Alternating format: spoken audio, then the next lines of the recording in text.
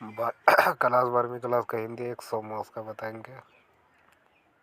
कक्षा 12वीं का हिंदी 100 अंक का। पार्ट 1 का कहानी करवक से लिया गया जो बताएंगे। सब्जेक्ट है और कराने वाले हैं, और जिसको जिसको PDF चाहिए बिल्कुल फ्री में दिया जाएगा। मेरे व्हाट्सएप चैनल पर जाइए, लिंक वहाँ पे दिया है, डायरेक्ट व्हाट्सएप पे आ सकते हैं, जिससे PDF ले सकते। कवि ने अपने एक आँख की तुलना दर्पण से क्यों किया है? कवि ने एक आँख की तुलना एक दर्पण से क्यों किया है? उत्तर है महाकाव्य जयासी ने अपनी एक आँख की तुलना दर्पण से इसीलिए की है कि दर्पण जिस प्रकार स्वच्छ और निर्मल होता है, ठीक उसी प्रकार कवि की आँख कोई व्यक्ति अपनी छवि को साफ एवं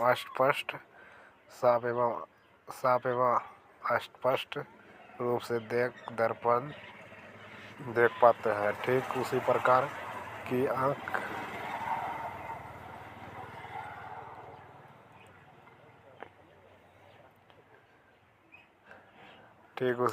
कवि की आँख भी स्वच्छ और पारदर्शी की प्रतीक है। एक आँख का धन होकर भी कवि काव्य प्रतिभा का से युक्त, अतः वह पूजनीय एवं वंदनीय।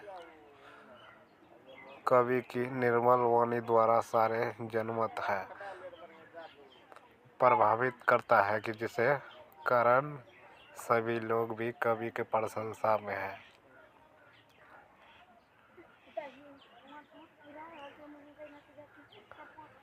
करते हैं, नमन करते हैं। जैसी छवि वैसी ही प्रतिभा, दर्पण उभर ही ठीक उसी प्रकार कवि की निर्मलता और लोक कार्य भावना की कवियों की दृष्टि होते हैं।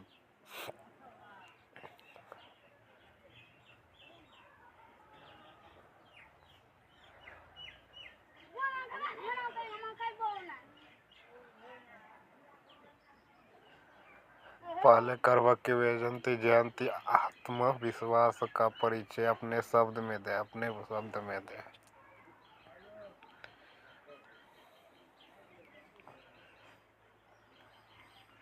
महाकवि जयसी ने अपनी रूपकता और एक आँख का एक अंधे होकर शाक प्रकट नहीं करते हैं, बल्कि आत्मविश्वास के साथ काव्य प्रतिभा के बल लोकहित का बात करते हैं। प्राकृतिक प्रतीकों के द्वारा जीवन का गुण, महत्व, विशेषता का वर्णन है। जिस प्रकार चंद्रमा वाले धब्बे के कारण कलंकित होकर ये किंतु अपनी प्रभुता आभा के सारे जग लौकित करता है, तथा उस दोष का गण के आगे ओझल हो जाता है।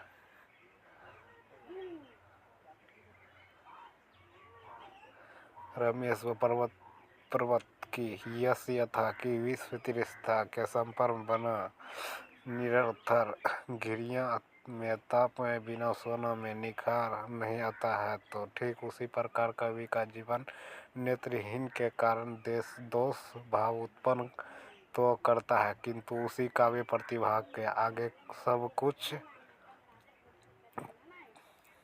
पड़ जाता है।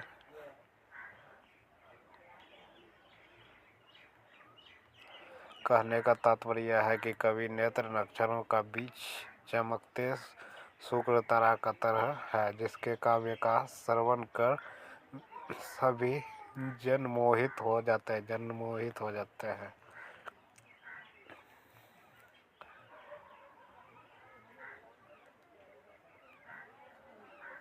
कवि ने किस रूप का स्वयं याद करने जाने की इच्छा व्यक्ति की, उसकी इस तरह से इच्छा मर्म बताया। कवि मलिक मोहम्मद जयासी ने अपनी समृद्ध के राक्षसों जो इच्छा प्रकट की है, उसका वर्णन अपनी कविताओं में किया है।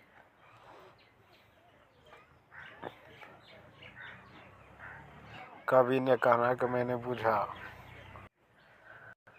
कवि का कहना है कि मैंने जानबूझकर संगीत में काव्य की रचना ताकि इस प्रबंध के रूप में संसार में मेरी स्मृति बरकरार रहे। इस काव्य की कृति वर्णित प्रगाढ़ प्रेम सवरता नियमों की असुरधारा के संचित यानी कठिन विश्राम प्रधान काव्य है।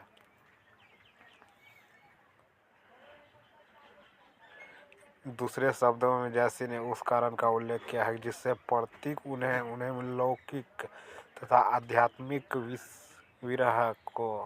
विरह और कठोर सूफी सावधान के सिद्धांतों को परिपुष्ट किया है। इस कारण है कि उनकी लोकेशन है कि उनके हार्दिक इच्छा के संसार में उनकी मृत्यु के बाद नष्ट हो जाए। अगर वह लेकिन लौकिक कथा मात्र लिखते हैं तो उसे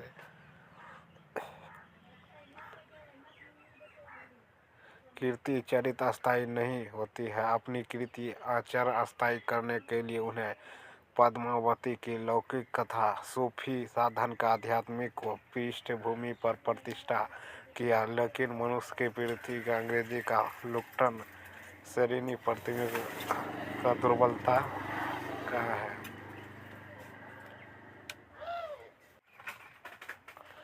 रक्त से ले गया क्या अर्थ है?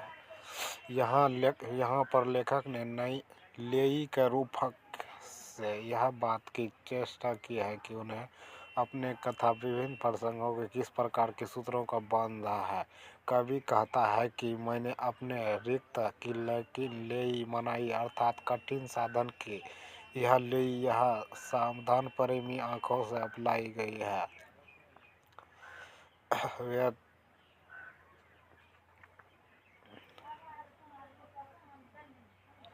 व्यर्थ की इस कथा की चरित उसने कठोर सावधान के फलस्वरूप की है। फिर उसमें प्रेर रूपी आंसू की विशिष्ट आध्यात्मिक विरह द्वारा पुष्ट किया गया। लेकिन कथा को इस प्रकार अलौकिक सावधान और आध्यात्मिक विरह के परिपुष्ट करने का कारण भी जयासी ने अपनी काव्य कृति के द्वारा लोक जगत के अमरत्व प्राप्ति प्रबल इच्छा बताया है।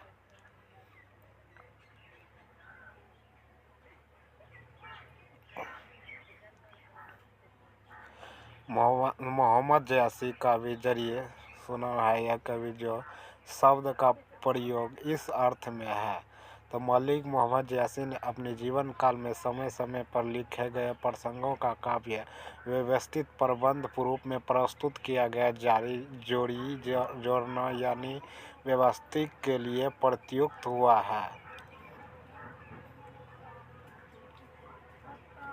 कवि ने विधि प्रसंग या घटना को एक साथ प्रबंध रूप में व्यवस्थित कर लोगों को जगा दिया है।